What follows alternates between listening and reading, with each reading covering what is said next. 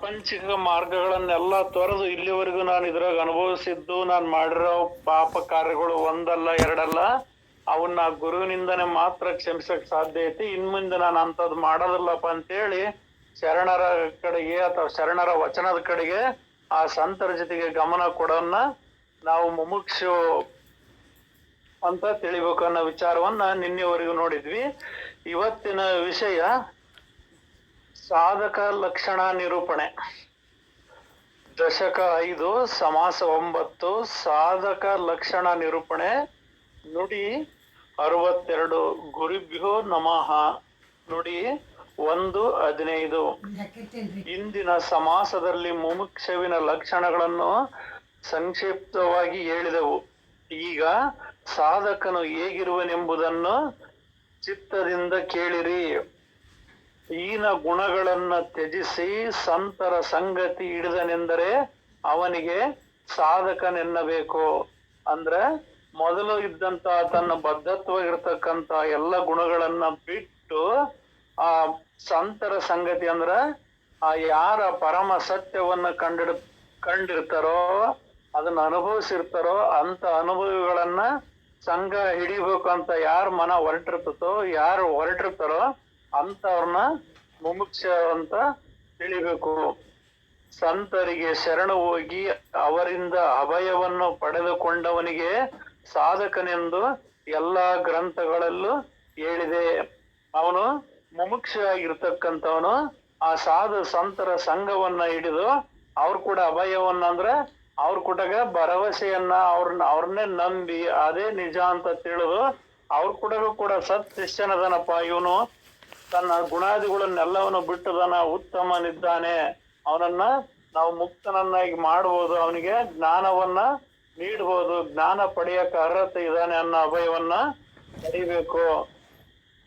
ನಿಜವಾಗಿಯೂ ಸಂತರು ಆತ್ಮಜ್ಞಾನದ ಉಪದೇಶದಿಂದ ಸಾರ ಬಂಧನವೆನ್ನುವುದು ಕಡಿದು ಹೋಗಿದ್ದರೂ ಸಾಧಕನು ಜ್ಞಾನದ ದೃಢತೆಗಾಗಿ ಸಾಧನ ಮಾಡುತ್ತಿರುವವರು. ಅಂದ್ರ ಇಲ್ಲ ಅರ್ಥಾತ್ ಯಾರು ತಮ್ಮ ಸ್ವರೂಪವನ್ನ ಕಂಡ್ಕೊಂಡು ತಮ್ಮ ಪೂರ್ಣ ಸ್ವರೂಪವನ್ನು ಹೊಂದಿದ್ರು ಕೂಡ, ಅವ್ರಿಗೆಲ್ಲಾ ವಿಷಯ ತಿಳಿದಿದ್ರು ಕೂಡ ಮತ್ತೆ ತನ್ನ ಶಿಷ್ಯನಿಗೆ ತನ್ನ ಇಂದಿರರಿಗೆ ತಿಳಿಸಕ್ಕೋಸ್ಕರ ಈ ಪಾರಮಾರ್ಥವನ್ನ ಸಾಧನೆ ಮಾಡ್ತಾ ಅದನ್ನ ಅವನಿಗೆ ತಿಳಿಸ್ತಾ ಅವರು ಮಾಡ್ತಾ ಅವನಿಗೂ ತಿಳಿಸ್ತಾ ಮುಂದುವರಿತಾರೆ. ಅವನಿಗೆ ಆಧ್ಯಾತ್ಮ ಶ್ರವಣದಲ್ಲಿ ಪ್ರೀತಿಯು, ಅದ್ವೈತ ನಿರೂಪಣದಲ್ಲಿ ಅಭಿರುಚಿಯೂ ಇರುತ್ತದೆ. ಅಂದ್ರೆ ಯಾರು ಈ ಸಾಧಕ ಇರ್ತಾನಂದ್ರ ಅವನಿಗೆ ಆಧ್ಯಾತ್ಮ ಶ್ರವಣದಲ್ಲಿ ಪ್ರೀತಿ. ಆಧ್ಯಾತ್ಮ ಶ್ರವಣ ಅಂದ್ರೆ ಯಾವ್ದು ಆತ್ಮ ವಿಚಾರವನ್ನೇ ತಿಳಿಸತೋ, ಆತ್ಮವೇ ನೀನು ಅಂತ ಹೇಳ್ತತೋ ಅದನ್ನ ಆಧ್ಯಾತ್ಮ ವಿಚಾರ ಅಂತ ಅನ್ನಬಹುದು. ಅದರೊಳಗೆ ಪ್ರೀತಿ ಉಳ್ಳವನಾಗಿರ್ತಾನೆ. ಮತ್ತೆ ಅದ್ವೈತ ನಿರೂಪಣದಲ್ಲಿ ಅಭಿರುಚಿಯೂ ಇರುತ್ತದೆ. ದ್ವೈತ ಅಂದ್ರೆ ನಾನು ಬೇರೆ ಪರಮಾತ್ಮ ಬೇರೆ ಅನ್ನೋ ಎರಡು ಭಾವಗಳಿರ್ತಾವು. ಆ ಎರಡು ಭಾವಗಳನ್ನ ತೆಗೆದುಹಾಕಿ ನೀನು ಏಕಮೇವ ದ್ವಿತೀಯ ಬ್ರಹ್ಮ, ನೀನು ಪರಮಾತ್ಮನೇ ಸ್ವರೂಪ ಅದಿ ಅಂತ ತಿಳಿಸುವಂತ ವಿಚಾರದ ಕಡೆಗೆ ಅವನ ಮನಸ್ಸಿರ್ತತಿ. ಶ್ರವಣ ಮಾಡಿದ ವಿಷಯವನ್ನು ಮನನ ಮಾಡಿ ಅವನು ಗೂಢಾರ್ಥವನ್ನು ತಿಳಿದುಕೊಳ್ಳುತ್ತಾನೆ. ಅಂದ್ರ ಈ ಗುರುಗಳು ಹೇಳಿರ್ತಾರೆ, ನೀನೇ ಪರಮಾತ್ಮದಿಯಪ್ಪ, ಆ ಜೀವನ ಪರಮಾತ್ಮನು ನೀನೇ ಇದ್ದೀಯಾ, ಶಿವ ಜೀವರ ಐಕ್ಯ ಎರಡು ಒಂದೇ ಇದ್ದೀಯಾ, ನೀನ್ ಬೇರೆ ಪರಮಾತ್ಮ ಬೇರೆ ಇಲ್ಲ ಅಂತ ಅವ್ರ ಗುರುಗಳು ಹೇಳಿದ್ರಂದ್ರ ಅವ್ರ ವಾಣಿಯಂತೆ ಗುರುವಾಣಿಯಂತೆ ಅದನ್ನ ಅರ್ಥ ಮಾಡ್ಕೊಂಡು ಕೇಳಿ ತಿಳಿದು ಮನನ ಮಾಡ್ಕೊಂಡು ತನ್ನೊಳಗ ಅನುಭವಿಸಿ ನೋಡುವವನೇ ಸಾಧಕನಿರ್ತಾನೆ. ಅದನ್ನ ತನ್ನ ಅಂತರಂಗದೊಳಗ್ ತಗೊಳೋದು. ಇಲ್ಲಿ ಕಿವಿಯಿಂದ ಕೇಳಿ ಬಿಡೋದು, ಮತ್ತ ಅಲ್ಲಿ ಕೇಳಿ ಬಾಯಾಗಿ ಹೇಳಿ ಬಿಡೋದು ಇದು ಅಲ್ಲ. ಇದನ್ನ ತನ್ನ ಅಂತರಂಗದೊಳಗೆ ಯಾರು ಮನೆ ಮಾಡಿ ಇಟ್ಕೊಂಡಿರ್ತಾನೋ ಅವನನ್ನ ಇಲ್ಲಿ ಸಾಧಕ ಅಂತ ಹೇಳ್ಬೋದು. ಸಾರಾಸಾರ ವಿಚಾರ ನಡೆಯಲು ಸಾಧಕನ ತತ್ಪರತೆಯಿಂದ ಕೇಳುವನು. ಅವನು ಈ ಸಾರಾಸಾರ ಅಂದ್ರೆ ಅರ್ಥಾತ್ ಈ ಪೂರ್ಣ ವಿಚಾರವನ್ನ ಸರ್ವವನ್ನು ಒಳಗೊಂಡಿರುವಂತ ವಿಚಾರ.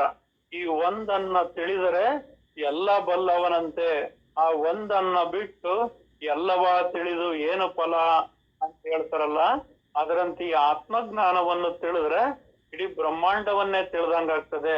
ಈ ಆತ್ಮಜ್ಞಾನವನ್ನು ಬಿಟ್ಟು ಹೊರಗಿಂದೆಲ್ಲ ತಿಳಿದ್ರು ಏನು ಫಲವಿಲ್ಲ ಅನ್ನೋ ವಿಚಾರವನ್ನ ಅವನು ಮನಗಾಣ್ತಾನೆ. ಅವನು ಅನೇಕ ತರದ ಸಂಶಯ ನಿವಾರಣೆಗಾಗಿ ಗುರುಗಳ ಸಂಗತಿ ಹಿಡಿದು ಅದರ ಬೋಧ ಶಾಸ್ತ್ರದಲ್ಲಿಯೂ ವಿಷಯ ತನ್ನ ಅನುಭವ ಈ ಮೂರು ಪ್ರತೀತಿಗಳ ಏಕವಾಕ್ಯತೆ ಮಾಡಿಕೊಳ್ಳುತ್ತಾನೆ.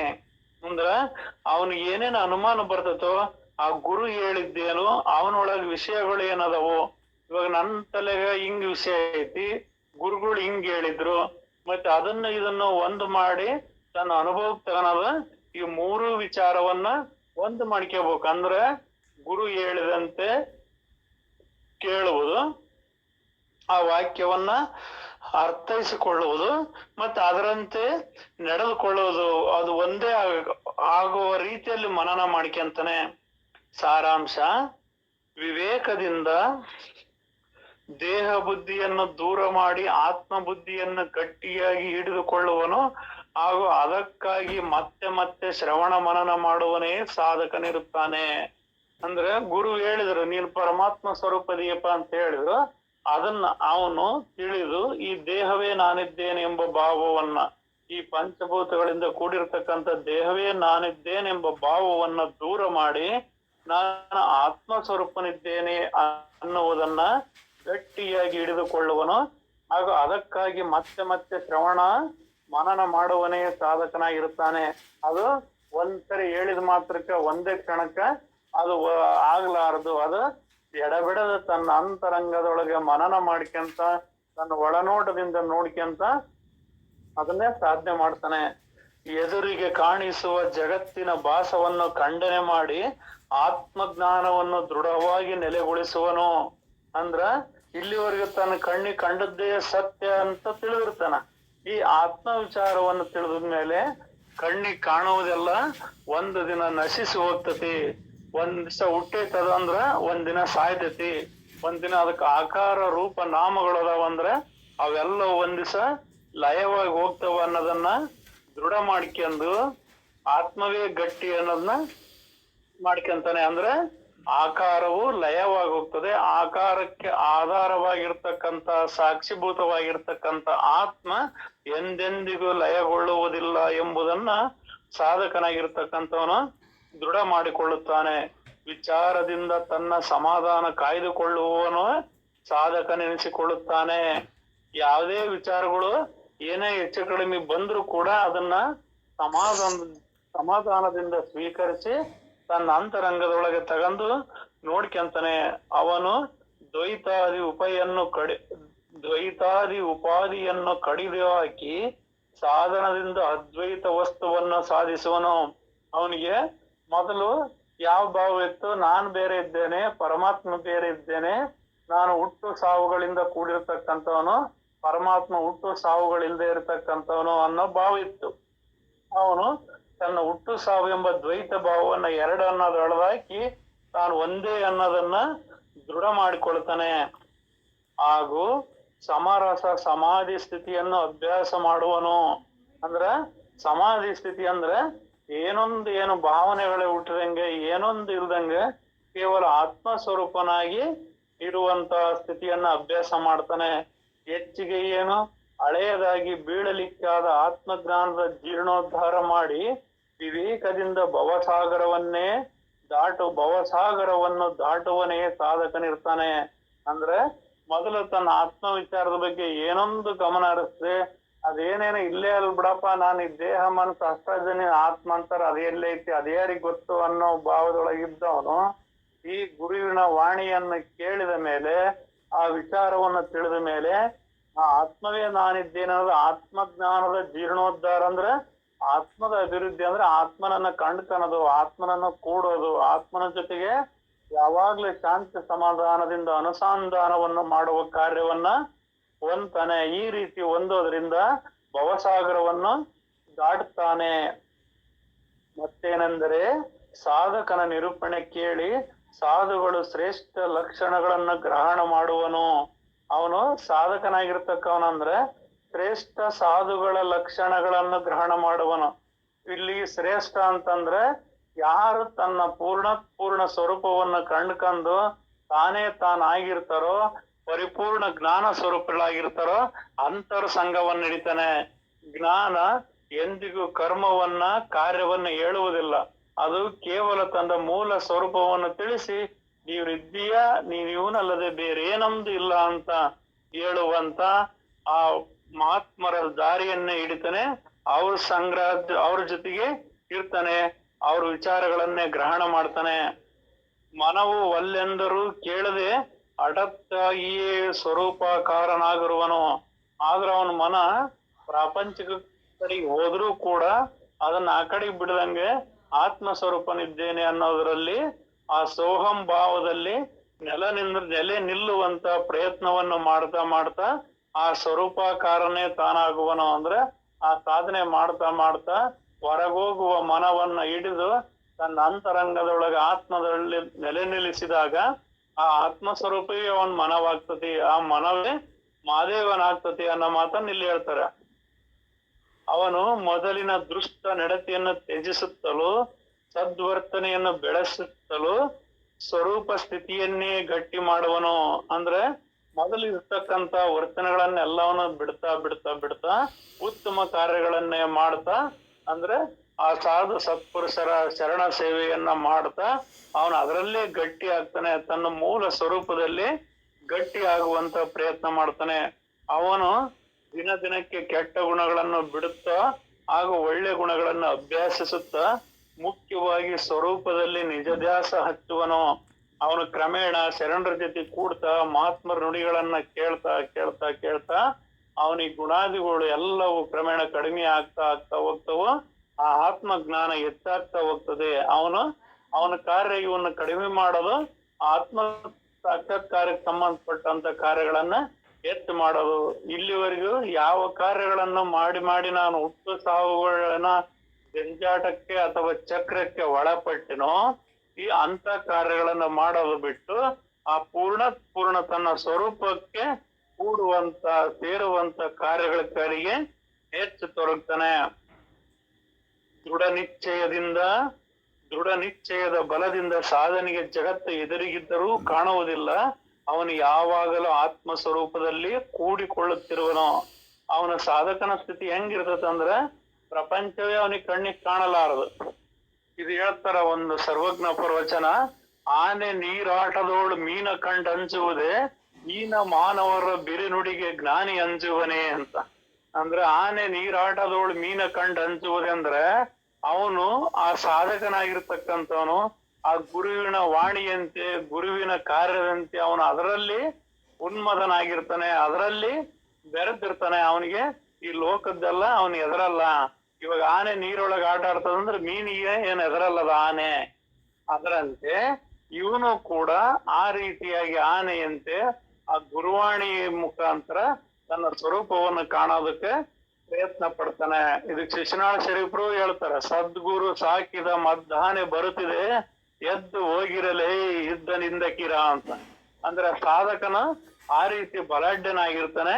ಈ ಲೋಕದ ಓಟಾಳಿಗಳಾಗ್ಲಿ, ಲೋಕದ ವಾಸನೆಗಳಾಗ್ಲಿ, ಈ ಪ್ರಪಂಚಕ್ಕಾಗ್ಲಿ ಅವನು ಎದುರೋದಿಲ್ಲ. ಆ ರೀತಿ ಬಲ ಆಗುತ್ತಾ ತನ್ನ ಆತ್ಮ ಸ್ವರೂಪದಲ್ಲಿ ಕೂಡಿಕೊಳ್ಳುತ್ತಿರುವವನು. ನುಡಿ 16:25. ಸಾಧಕನು ಪ್ರತ್ಯಕ್ಷವಾಗಿ ತೋರುವ ಮಾಯೆಯನ್ನು ಲಕ್ಷ್ಯಕ್ಕೆ ತಾರದೆ ಬುದ್ಧಿಗೆ ನಿಲುಕದ ಆತ್ಮವಸ್ತುವನ್ನೇ ಲಕ್ಷಿಸುವನು. ಇವನು ಸಾಧಕನಾಗಿರ್ತಕ್ಕಂಥವನು ಈ ಮಾಯೆ ಅವು ಇವು ಪ್ರಪಂಚದವು ಏನಾದ್ರೂ ಎದುರಿಗೆ ಕಂಡು ಬಂದ್ರ ಅವಕ್ಕೇನ ಲಕ್ಷಣೆ ಮಾಡದಂತೆ, ಅವುಗಳ ಕಡೆ ಗಮನವನ್ನು ಕೊಡದಂತೆ, ಆನೆ ಬೀದಿಗೆ ಹೋಗ್ತಾ ಐತಿ ಅಂದ್ರೆ ನಾಯಿ ಬಗಳಿದ್ರೆ ಅದನ್ನೇನು ಮಾಡ್ಲಾರು ಅನ್ನೋ ರೀತಿ ಅವನು ಇವ್ರು ಯಾರು ಏನಾದ್ರು ಅನ್ಕೊಳ್ಳಿ ಅಂತೇಳಿ ಆತ್ಮ ವಿಚಾರದ ಕಡೆಗೆ ಹೆಚ್ಚು ಗಮನವನ್ನು ಕೊಡ್ತಾನೆ. ಹಾಗೂ ಆತ್ಮಸ್ಥಿತಿಯನ್ನು ಸ್ಥಿರವಾಗಿರಿಸುವ ಯತ್ನ ಮಾಡುತ್ತಿರುವನು. ಅವನು ಜನರೆಲ್ಲರಿಗೂ ಮರೆಯಾಗಿದ್ದು ಹಾಗೂ ಮನಸ್ಸಿಗೆ ಆಲೋಚಿಸಲಾಗದ ಸ್ಥಿತಿಯನ್ನೇ ದೃಢ ಮಾಡುವನು. ಅವನ ಸ್ಥಿತಿ ಹೆಂಗಿರ್ತದಂದ್ರ ಲೋಕದ ಜನರಿಗೆ ಕಣ್ಣಿಗೆ ಕಾಣಲ್ಲ. ಆ ಜನರ ಕಣ್ಣಿಗೆ ಜನಗದ ಲೋಕದ ಸವಾಸ ಸಾಕಂತೇಳಿ ಅವನ ಬಿಟ್ಟು ಬಂದಿರ್ತಾನ. ಈ ಸತ್ಸಂಗತ್ವದಿಂದ ನಿಸ್ಸಂಗತ್ವ ಬಂತ ನಂಗೆ ಈ ಮುಮುಕ್ಷನು ಆ ನಿಸ್ಸಂಗತ್ವದಿಂದ ಆ ನಿರ್ಮೋಹತ್ವ ಬಂದಂಗೆ ಹೊರಗಿನ ಎಲ್ಲ ಮೋಹವನ್ನ, ಹೊರಗಿನ ಎಲ್ಲ ಸಂಘವನ್ನ ತೊರೆದು ಕೇವಲ ನಿಚ್ಚಲ ತತ್ವದ ಸಂಘವನ್ನೇ ಹಿಡಿದಿರ್ತಾನೆ. ಅಂದ್ರೆ ತನ್ನ ಆತ್ಮ ಸ್ವರೂಪದ ಸಂಘವನ್ನೇ ಹಿಡಿದಿರ್ತಾನೆ. ಆತ್ಮಸ್ಥಿತಿಯನ್ನು ದೃಢ ಮಾಡುವನು. ಕಿಂಬುವನ ಮಾತನಾಡ ಹೋದರೆ ನಾಲಿಗೆಯನ್ನೇ ಹಿಡಿಯುವ, ಇಲ್ಲದೆ ನೋಡ ಹೋದರೆ ಕುರುಡನನ್ನೇ ಮಾಡುವ ವಿಚಿತ್ರ ವಸ್ತುವನ್ನೇ ಸಾಧಕನು ಸಾಧಿಸಿಕೊಳ್ಳಬೇಕು. ಅಂದ್ರ ಅವನ್ ಏನಾದ್ರು ಒಂದು ಅಪದ್ ಏನಾರ ನುಡಿತೈತಿ, ಕೆಟ್ಟ ಪದಗಳು ಬರ್ತಾವಂದ್ರ ಅದನ್ನ ನಾಲ್ಗಿನ ಹಿಡಿದು ನಿಲ್ಸೋರೈತಿ. ಅಂದ್ರ ನಮ್ಮ ಅಂತರಂಗದೊಳಗ ಕೆಟ್ಟ ಆಲೋಚನೆಗಳು ಬಂದು ಅಂದ್ರ ಅವನ್ ಅಲ್ಲೇ ತಡೆ ಹಿಡಿದು ನಿಲ್ಲಿಸುವ ರೀತಿ ಅವನು ತನ್ನ ಆಲೋಚನೆಯನ್ನ ವಿಚಾರ ಮಾಡ್ತಾನೆ. ತಾನು ಮುಂದೆ ಆತ್ಮ ಸಾಕ್ಷಾತ್ಕಾರಕ್ಕೆ ಹೋಗುವುದನ್ನೇ ನೋಡ್ತಾನೆ ಹೊರತು ಹೊರಗಿನದನ್ನು ಯಾವುದನ್ನು ನೋಡುವುದೇ ಇಲ್ಲ. ಕುರುಡನನ್ನೇ ಮಾಡುವ ವಿಚಿತ್ರ ವಸ್ತುವನ್ನೇ ಸಾಧಕನು ಸಾಧಿಸಿಕೊಳ್ಳುವನು. ಅಂದ್ರೆ ಯಾವ್ದು ಅಸಾಧ್ಯವಾದೈತೋ, ಯಾವುದು ಮಾತು ಮನಗಳಿಂದ ಅತ್ತತ್ತ ಮೀರಿದ ಸಾತಿಶಯ ನಿರ್ಪಾದಿಕ ನಿರ್ಮಲ ವಿಮಲ ಜ್ಯೋತಿ ಐತಲ್ಲ, ಅದ್ರ ಕಡೆಗೆ ಅವನ ಗಮನ ಹೋಗ್ತದೆ. ಹೆಚ್ಚಿಗೆ ಏನು ಅವನ ಸಾಧನೆಗಳಿಗೂ ಸಾಧಿಸಲು ಅಸಾಧ್ಯವಾದ ಹಾಗೂ ಲಕ್ಷ್ಯಕ್ಕೆ ಮೀರಿದ ಸ್ಥಿತಿಯನ್ನೇ ಅನುಭವದಿಂದ ನಿಶ್ಚಯಿಸುವನು. ಅವನು ಸಾಧಿಸಲು ಅಸಾಧ್ಯ. ಈಗ ನಾವು ಇಲ್ಲಿ ಎಲ್ಲರೂ ಲೋಕಲ್ ಮಾತಾಡ್ತವೆ, ಮುಕ್ತಿ ಅಂದ್ರೆ ಏನ್ ಸುಲಭ ಅಲ್ಲ, ಮಾತಾಡ್ದಷ್ಟಲ್ಲ, ಮನಸ್ಸು ಹಿಡಿಯೋದು ಅಷ್ಟಂಗಲ್ಲ, ಅದು ಬಹಳ ಕಠಿಣ ಐತಿ, ಹಂಗ ಹಿಂಗ ಅಂತ ಹೇಳ್ತಾರೆ. ಕೆಲವರು ಅರ್ಜುನನ ಒಂದೊಂದ್ಸರಿ ಹೇಳ್ತಾನ, ಬೋರ್ಗರಿಯುವ ನದಿಯನ್ನ ಎದೆ ಒಡ್ಡಿ ತಡೆದು ನಿಲ್ಲಿಸಬಲ್ಲೆ, ಮೇರು ಪರ್ವತವನ್ನೇ ಬಾಣಗಳಿಂದ ಪುಡಿ ಪುಡಿ ಮಾಡಬಲ್ಲೆ, ಆದ್ರೆ ನನ್ನ ಮನವನ್ನ ನಿಲ್ಸೋದಾಗೋದಿಲ್ಲ ಶ್ರೀಕೃಷ್ಣ ಅಂತ ಹೇಳ್ತಾನ ಅವಾಗ ಒಂದ್ಸಲ. ಅದಕ್ಕೆ ಅವ್ರು ಹೇಳ್ತಾನೆ, ನೀನ್ ಆ ಜ್ಞಾನಿ ಮಾರ್ಗದಿಂದ ಮಾತ್ರ ಸಾಧ್ಯ ಇದೆ, ಬೇರೆ ಇನ್ಯಾವುದೇ ಮಾರ್ಗಗಳಿಂದ ಸಾಧ್ಯವಿಲ್ಲ ಅಂತ ಹೇಳ್ತಾರ. ಅದರಂತೆ ಇಲ್ಲಿ ಸಾಧಕನಾಗಿರ್ತಕ್ಕಂಥವನು ಯಥಾರ್ಥ ಪಾರಮಾರ್ಥ ಜ್ಞಾನವನ್ನ ಹಿಡಿದು ಸಾಧಿಸೋ ಪ್ರಯತ್ನ ಮಾಡ್ತಾನ. ಯಾಕಂದ್ರ ಪಾರಮಾರ್ಥ ಜ್ಞಾನ ಇಲ್ಲಂದ್ರೆ ಇದು ಸಾಧನೆ ಮಾಡೋದು ಕಠಿಣ ಐತಿ. ಪಾರಮಾರ್ಥದ ಜ್ಞಾನವಿಲ್ಲದೆ 100,000 ದೇಹದೊಳಗತಿ ಘೋರ ತಪದಿಂ ತಪ್ತನಾದರೂ ತೋರದ ಆತ್ಮಾನಂದವೆಂದು ಸಾರುತ್ತಿದೆ ಶ್ರುತಿ ಸಾರುತ್ತದೆ ಅಂತ. ಅಂದ್ರೆ ತಾನು ಆತ್ಮ ಸ್ವರೂಪನಿದ್ದೇನೆಂಬ ಜ್ಞಾನವಿಲ್ಲದೆ 100,000 ಸಾರಿ ಹುಟ್ಟಿ ಬಂದು 100,000 ಸಾರಿನ ಹುಟ್ಟಿದಾಗಿದ್ದ ಸಾಯ ತನಕ ಘೋರ ತಪಸ್ಸನ್ನು ಮಾಡಿದ್ರು ತನ್ನ ನಿಜ ತಿಳಿಯಲಾರದು. ಆ ಪಾರಮಾರ್ಥವನ್ನು ತಿಳಿದ್ರ ಆ ಕ್ಷಣದಲ್ಲೇ ಮುಕ್ತರಾಗ್ಬೋದು. ಆ ಕ್ಷಣದಲ್ಲೇ ತನ್ನ ಸ್ವರೂಪವನ್ನು ತಿಳಿದು ತನ್ನ ಸ್ವರೂಪದಲ್ಲಿ ಇರಬಹುದು. ಆದ್ರೆ ತನ್ನ ಸ್ವರೂಪವನ್ನು ಬಿಟ್ಟು 100,000 ಸರಿ ಹುಟ್ಟಿ ಬಂದ್ರು ಆಗೋದಿಲ್ಲ ಅನ್ನೋದನ್ನ ಇವನು ಸಾಧಕನ ತಿಳಿದು ಆ ಮೂಲ ಯಥಾರ್ಥ ತಾನ ಪರಬ್ರಹ್ಮನಿದ್ದೇನನ್ನ ವಾಣಿಗಳನ್ನೇ ಕೇಳ್ತಾನೆ. ಮನವೇ ಮುಳುಗಿ ಹೋಗುವ, ತರ್ಕವು ಕುಂಠಿತವಾಗುವ ವಸ್ತುವನ್ನೇ ಪ್ರಯತ್ನದಿಂದ ಅನುಭವಿಸುವನು. ಅಂದ್ರೆ ಇಲ್ಲಿ ಎಂತ ಪ್ರಯತ್ನ ಅಂದ್ರೆ ಮನವೇ ಮುಳುಗಿ ಹೋಗ್ಬೇಕು. ಯಾಕಂದ್ರೆ ಮನ ಇದ್ರೆ ಬಂಧನ ಸಂಕಲ್ಪ ವಿಕಲ್ಪಗಳಿಗೆ ಗುರಿ ಆಗ್ತದೆ. ಆ ಮನೋರ್ಲಯವೇ ಮುಕ್ತಿ. ಅದನ್ನ ಅವನು ಸಾಧನೆ ಮಾಡಕ್ಕೆ ಅವನು ಹೊರಡ್ತಾನೆ. ಮುಳುಗಿ ಹೋಗುವ, ತರ್ಕವು ಕುಂಠಿತವಾಗುವ ಅಂದ್ರ ಈ ಹೊರಗ್ ಬಂದ್ರ ಅದ್ವೈತ ಭಾವದಲ್ಲಿ ಇರೋದು ಒಂದೇ. ಅದು 100,000 ಜನ ನುಡಿದು ಹೋದ್ರು ಅದು ಒಂದೇ. ಈ ದ್ವೈತ ಅನ್ನೋದೈತಲ್ಲ, ಒಬ್ಬೊಬ್ರು ಒಂದೊಂದ್ ರೀತಿ ಹೇಳ್ತಾರೆ, ಅದು ತರ್ಕಕ್ಕಾಗ್ತತೆ. ಈ ಅದ್ವೈತ ಭಾವವು ತಾನು ಪರಬ್ರಹ್ಮ ಸ್ವರೂಪನಿದ್ದೇನೆಂಬ ಭಾವವು ತರ್ಕಕ್ಕೆ ನಿಲುಕದ್ದು ಏಕವಾಗಿ ಐತಿ. ಅದು ಒಂದೇ ಆಗೈತಿ, ಅದು ಎರಡಿಲ್ಲ. ಅದನ್ನ ಅಂತದ್ನ ಅವನ ಪ್ರಯತ್ನದಿಂದ ಅನುಭವಿಸುವನು. ನಿಜವಾಗಿಯೂ ಸಾಧಕನ ಆತ್ಮವಸ್ತುವನ್ನು ಸ್ವಾಹಾನುಭಾವದಿಂದ ಶೀಘ್ರವೇ ಸಾಧಿಸಲು ಯತ್ನಿಸುತ್ತಾ ಸ್ವಯಂ ತಾನೇ ಆ ವಸ್ತುವನ್ನಾಗುವನು. ಇಲ್ಲಿ ಸಾಧಕನ ಏನಾಗ್ತಾನಂದ್ರ ಆತ್ಮವಸ್ತುವನ್ನು ಸಹಾನುಭಾವದಿಂದ ಶೀಘ್ರವೇ ಸಾಧಿಸಲು ಯತ್ನಿಸುತ್ತ. ಅಂದ್ರೆ ಇದು ಈ ಜ್ಞಾನ ಅಂದ್ರ ಹೊರಗಿನ ಪುಸ್ತಕ ಗ್ರಂಥಗಳ ಅಧ್ಯಯನವಾಗ್ಲಿ ಏನಲ್ಲ ಆಗ್ಲಿ ಇವ್ ಏನ್ ಹೇಳ್ತಾವು, ನಿನ್ ಒಳಗ ಪರಮಾತ್ಮದನ ನೋಡಪ್ಪ ಅಂತ ಹೇಳ್ತಾವ. ನೀನೇ ಪರಮಾತ್ಮ ಇದ್ದೀಯ ನೋಡ ಅಂತ ಹೇಳ್ತಾವ. ಆ ನೋಡುವಂತ ಚೈತನ್ಯವನ್ನ ಆ ಸಾಧಕನೇ ತನ್ನ ಅಂತರಂಗದೊಳಗೆ ದೃಷ್ಟಿಯನ್ನಿಟ್ಟು ತನ್ನೊಳಗೆ ನೋಡ್ಕೊಂಡು ತನ್ನೊಳಗೆ ಶೋಧಿಸಿ ಆ ವಸ್ತುವೇ ತಾನು ಅನ್ನೋದಾಗ್ತದೆ. ಇದನ್ನ ಸ್ವಾನುಭಾವ ಅಂತಾರೆ. ಇದೇ ಶ್ರೇಷ್ಠವಾಗಿದ್ದು. ಹೊರಗಿನ ಎಷ್ಟೇ ಗ್ರಂಥಗಳನ್ನು ಓದಿದ್ರು ಕೂಡ ಅದು ಏನೂ ಆಗಲಾರದು. ಅದು ಏನ್ ಹೇಳ್ತಾವು, ನೀನ್ ಪರಬ್ರಹ್ಮ ಸ್ವರೂಪದಿ ಅಂತ ಹೇಳ್ತಾವು. ಮತ್ತೆ ಅದನ್ನ ನಮ್ಮೊಳಗ್ ಕಂಡ್ಕೋಬೇಕಂದ್ರ ಅದಕ್ಕೆ ಸ್ವಾಹಾನುಭಾವವೇ ಬೇಕು. ಎಷ್ಟು ಓದಿದ್ರು ಏನು ಆಗಲಾರದು. ಓದಿ ವೇದವ ಜೀವ ಪರಮರ ಭೇದ ಒಳಿಯದ ಮನುಜ ಧರೆಯೊಳು ವೇದಭಾರವ ಪತ್ತು ತಿರುಗುವ ಮಾದಿಗರ ಮನೆ ಕತ್ತೆ ಎಂದು ಸಾರುತ್ತಿದೆ, ಶ್ರುತಿ ಸಾರುತ್ತಿದೆ ಅಂತ ಹೇಳ್ದತಿ. ಇಲ್ಲಿ ನಾವು ಬರೀ ಗ್ರಂಥ ಭಂಡಾರವನ್ನ ತಲೆ ತುಂಬ್ಕೊಂಡು ಬಂದ್ರೆ ಆ ವೇದ ಭಾರವನ್ನು ಒತ್ತು ತಿರುಗೋರ ಆಗ್ತಾವ ಹೊರತು ಅದು ಅನುಷ್ಠಾನಕ್ ಬರಲ್ಲ. ಹೊಟ್ಟಿ ಮೇಲ್ ರೊಟ್ಟಿ ಕಟ್ಟಿದ್ರ ಉಂಡ್ರ ತುಂಬತತ ಹೊತ್ತು ಹೊಟ್ಟಿ ಮೇಲ್ ರೊಟ್ಟಿ ಕಟ್ಟಿಯಂತ ಮಾತ್ರಕ್ಕೆ ಅದು ಹೊಟ್ಟಿ ತುಂಬಲ್ಲ. ಔಷಧಿ ಹೆಸರೇಳಿದ ಮಾತ್ರಕ್ಕೆ ರೋಗ ಕಾಯಿಲೆ ವಾಸಿ ಆಗಲ್ಲ. ಆ ಔಷಧಿಯನ್ನ ನಾವು ಸೇವಿಸಿದಾಗ ಅದ್ ಹೆಂಗ್ ವಾಸಿ ಆಗ್ತದೋ ಹಂಗೆ ಆತ್ಮಜ್ಞಾನವನ್ನು ನಾವು ಸ್ವಾನುಭಾವದಿಂದ ಅನುಭವಿಸಿದಾಗ ಮಾತ್ರ ಜ್ಞಾನವಾಗ್ತದ ವಿನ ಇನ್ನ ಹೊರಗಿನಿಂದ ಹೊಟ್ಟೆ ಮೇಲೆ ರೊಟ್ಟಿ ಕಟ್ಕೊಂಡಂಗ ಬರೀ ತಲೆಯಾಗ ಇಟ್ಕೊಂಡಿದ್ವಿ ಅಂದ್ರೆ ಅದಕ್ಕಾಗಲಾರದು. ಶೀಘ್ರ ಸ್ವಾನುಭಾವದಿಂದ ಶೀಘ್ರವೇ ಸಾಧಿಸಲೆತ್ಮಿಸುತ್ತ ಸ್ವಯಂ ತಾನೇ ಆ ವಸ್ತುವನಾಗುವನು. ಅವನು ಅನುಭವದ ಅಂಗಗಳನ್ನು ತಿಳಿಯುವನು. ಅನುಭವಿ ಜ್ಞಾನಿಗಳ ಮರ್ಮವನ್ನು ಬಿಂಬಿಸಿಕೊಳ್ಳುವನು. ಹಾಗೂ ಏನು ಆಗದೆಯೇ ಸಹಜ ಸ್ವರೂಪದಿಂದ ಉಳಿಯುವನು. ಅವನೇನ್ ಮಾಡ್ತಾನಂದ್ರೆ ಇವಾಗ ಅಕ್ಕಮಹಾದೇವಿ, ಬಸವಣ್ಣವರು, ಅಲ್ಲಮ ಪ್ರಭು, ಸಿದ್ಧಾರೂಢರು ಅನೇಕ ಮಹಾತ್ಮರು ಮುಕ್ತರಾದ್ರು. ಅವ್ರು ಹೆಂಗಾದ್ರು, ಯಾವ ಮಾರ್ಗವನ್ನ ಹಿಡಿದ್ರು, ಯಾವ್ದನ್ನ ನಂಬಿದ್ರು, ಮತ್ತೆ ನಾನು ಯಾವ್ದನ್ನ ನಂಬಿದ್ದೇನೆ, ಅವ್ರಿಗೆ ಹೆಂಗ ದೃಢ ನಿಶ್ಚಯ ಇತ್ತು, ನನಗೆ ಹೆಂಗ್ ದೃಢ ನಿಶ್ಚಯ ಇತ್ತು. ಈ ಅಕ್ಕಮಹಾದೇವಿಯವರು ಹೇಳ್ತಾರೆ, ಮನೆ ಮನೆ ತಿರುಗಿ ತಿಂಬುವಂತೆ ಮಾಡು, ತಾ ತಿಂಬುವ ಮೊದಲು ಕೈ ಜಾರಿ ನೆಲಕ್ಕೆ ಬೀಳುವಂತೆ ಮಾಡು, ತಾ ನೆತ್ತಿ ಕೊಂಬುವ ಮೊದಲು ಶ್ವಾನ ನೆತ್ತಿ ಕೊಂಬುವಂತೆ ಮಾಡು. ಇದಕ್ಯಾರ ಅಳುಕುವರು, ಇದಕ್ಯಾರ ಅಂಜುವರು. ಈ ಕಾಯ ಕರ್ರನೆ ಕಂದಿದೊಡೆಯನು, ಮಿರ್ರನೆ ಮಿಂಚಿದೊಡೆಯನು, ನಾಯಿ ತಿಂದರೇನು, ನೀರ ಕುಡಿದರೇನು. ಶ್ರೀಶೈಲ ಚನ್ನ ಮಲ್ಲಿಕಾರ್ಜುನನಿಗೆ ಅರ್ಪಿತವಾದ ಕಾಯ ಏನಾದೊಡೆಯನು ಅಂತ ಅಷ್ಟು ದೃಢತೆಯಿಂದ ಇದ್ರು.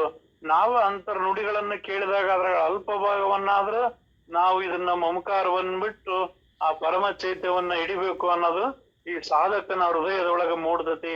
ಅವನು ಅಂತ ಸಾಧಕರ ವಿಷಯವನ್ನ ತಿಳಿಯುತ್ತಾ ಅದನ್ನೇ ಮನನ ಮಾಡಿಕೊಳ್ಳುತ್ತಾ ಅದನ್ನೇ ಅನುಭವಿಸುತ್ತಾ ತಾನೇ ಆ ಸ್ವಯಂ ಸ್ವಸ್ತುವಾಗುವನು. ಅವನು ಅನುಭವದ ಅಂಗಗಳನ್ನು ತಿಳಿಯುವನು, ಅನುಭವಿ ಜ್ಞಾನಿಗಳ ಮರ್ಮವನ್ನು ಬಿಂಬಿಸಿಕೊಳ್ಳುವನು, ಹಾಗೂ ಏನು ಆಗದೆಯೇ ಸಹಜ ಸ್ವರೂಪದಿಂದ ಉಳಿಯುವನು. ಇಲ್ಲಿ ಏನು ಆಗ್ಬೇಕಾದ್ದೇನಿಲ್ಲ. ಇಲ್ಲಿ ಏನಾಗಿದೆ ಅಂದ್ರೆ ಇಲ್ಲಿವರೆಗೂ ದೇಹ ಭಾವವಿತ್ತು, ದೇಹ ಭಾವ ಬದಲಾಗಿ ಆತ್ಮ ಭಾವ ಆಗ್ಬೇಕಾಗಿದೆ. ಆ ಆತ್ಮ ಭಾವವನ್ನ ಅವನ ಅಂತರಂಗದೊಳಗೆ ಸಹಜವಾಗೇ ಬದಲಾಗ್ತಾನೆ. ಅದಕ್ಕೆ ಕೊಂಬು ಕೊಳಗ ಕೋಡಣಸೆ ಏನು ಬೇಕಾಗೇ ಇಲ್ಲ. ಅದು ಸಹಜವೇ ಸಹಜವೇ ಸತ್ಶೀಲ. ಯಾರು ಸಹಜ ಸ್ವರೂಪವಾಗಿ ತನ್ನ ಮೂಲ ಸ್ವರೂಪವನ್ನು ತಿಳಿದು ಸಹಜವಾಗಿ ಬದುಕ್ತಾರಲ್ಲ ಅದೇ ನಿಜವಾದ ಶೀಲ. ಉಳಿದವ್ಯಾವು ಹೊರಗಿನವೆಲ್ಲ. ಅಂತರಂಗದೊಳಗ ತನ್ನ ಸ್ವರೂಪದಂತಿರುವುದೇ ಸತ್ಶೀಲ. ಅಸಾಧ್ಯವೆನಿಸಿದ ವಸ್ತುವನ್ನೇ ಸಾಧನದಿಂದ ಸಾಧಿಸುವನು. ಯಾವ್ದು ಅಸಾಧ್ಯ ಅಂತ ಐತೋ ಅದನ್ನ ಅವನು ಸಾಧಿಸ್ತಾನೆ. ಅದಕ್ಕಾಗಿ ಬುದ್ಧಿಯನ್ನು ಸ್ವರೂಪದಲ್ಲಿ ನೆಲೆ ನಿಲ್ಲಿಸುವನು. ಸಾಧಕನು ದೇವ ಭಕ್ತರ ಮೂಲವನ್ನೆಲ್ಲ ಶೋಧಿಸಿ ನೋಡಿ ತಾನು ತತ್ಕಾಲಕ್ಕೆ ಸಾಧ್ಯ ಸ್ವರೂಪವೇ ಆಗುವನು. ಅಂದ್ರ ಅವನಿಗೆ ಸಾಧಕರನ್ನೆಲ್ಲ ನೋಡ್ಕೊಂತ ಮತ್ತೆ ಸಾಧಕರು ಮಾಡೋ ಸ್ಥಿತಿ ಏನು, ಮತ್ತೆ ದೇವ್ರು ಅಂದ್ರೇನು, ಭಕ್ತರು ಅಂದ್ರೆ ಏನು, ಇಲ್ಲಿ ಭಕ್ತಿ ಅಂದ್ರೆ ಯಾವುದು, ಏನ್ ಇಲ್ಲಿ ಹೊರಗ್ ಮಾಡೋ ಭಕ್ತಿನೋ ಏನ್ ಅಂತರಂಗದೊಳಗ್ ಮಾಡೋ ಭಕ್ತಿನೋ ಅನ್ನೋದನ್ನ ಅವನ್ನೆಲ್ಲರನ್ನು ಪರಾಮರ್ಶಿಸಿ ನೋಡಿ ಅದರಲ್ಲಿ ಯಾವ್ದು ಸರಿ ಐತಂತ ತನ್ನ ಸಹಾನುಭಾವದಿಂದ ತಿಳಿದು ಅನುಭವಿಸಿ ಅದೇ ತಾನಾಗುವನು.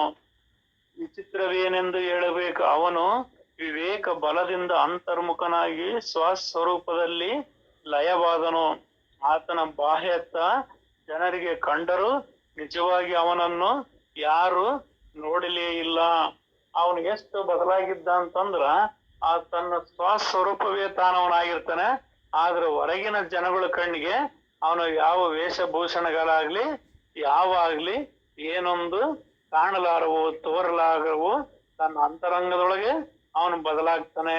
ಮರದೊಳಗಿನ ಹಣ್ಣು ತನ್ನೊಳಗೆ ತಾನು ಬದಲಾಗಿ ಸಿಹಿ ಆಗುವಂತೆ ಅವನು ತನ್ನೊಳಗೆ ಅವನು ಬದಲಾಗ್ತಾನೆ. ನುಡಿ 26:34. ಸಾಧಕನ ಅಹಂಕಾರವನ್ನು ಹಿಂದಕ್ಕೆ ಒಗೆದು ತನ್ನನ್ನೇ ತಾನೇ ಹುಡುಕ ಹತ್ತಿ ಸೂರ್ಯಯನ್ನು ದಾಟುವನು ಹಾಗೂ ಮುಂದೆ ಉನ್ಮನಿ ಸ್ಥಿತಿಯನ್ನು ಕೊನೆಗೆ ತನ್ನದು ತನಗೆ ನಿರಂತರ ಭೇಟಿಯಾಗುವುದು. ಇಲ್ಲಿ ಸಾಧಕನ ಅಹಂಕಾರವನ್ನು ಹಿಂದೆ ಹಾಕಿ ಅಂದ್ರೆ ನಮ್ಮನ್ನು ನಾವು ಶೋಧಿಸುತ್ತಾ ಹೋದಾಗ ಮನೋಬುದ್ಧಿಗಳನ್ನ ದಾಟಿ ಅಹಂಕಾರವು ತಲೆಮುರಿದು ಬೀಳುತ್ತದೆ. ಅಹಂಕಾರವು ತಲೆಮುರಿದು ಬಿದ್ದಾಗ ಅಲ್ಲಿ ಅಹಂ ಸ್ಫೂರ್ತಿಯು ಉದಯವಾಗುತ್ತದೆ. ಅಹಂ ಸ್ಫೂರ್ತಿಯು ಆತ್ಮಾನ್ವೇಷಣೆಯ ಮೊದಲ ಹೆಜ್ಜೆ ಅಥವಾ ಆ ಸ್ಫೂರ್ತಿಯೇ ಆ ಅಹಂ ಸ್ವರೂಪವೇ ತಾನೆಂದು ತಿಳಿಯಬಹುದು. ಅದೇ ನನ್ನ ಮೂಲ ಸ್ವರೂಪ ಅಂತ ರಮಣ ಮಹರ್ಷಿಗಳು ಹೇಳ್ತಾರೆ. ಇದು ಎಲ್ಲಿರ್ತದಂದ್ರ ಮನಬುದ್ಧಿಗಳನ್ನ ದಾಟಿ ನನ್ನೊಳಗಿರ್ತಕ್ಕಂಥ ಅಹಂಕಾರವು ತಲೆಮುರಿದು ಬಿದ್ದಾಗ ಅಹಂ ಸ್ಫೂರ್ತಿಯು ದರ್ಶನವಾಗುತ್ತದೆ. ಅಂದ್ರ ಅಹಂ ಬ್ರಹ್ಮಾಸ್ಮಿ ತತ್ವಮಸಿ, ನಾನು ಪರಬ್ರಹ್ಮ ಸ್ವರೂಪನಿದ್ದೇನೆಂಬ ದೃಢ ನಿಶ್ಚಯ ಆಗ್ತದೆ.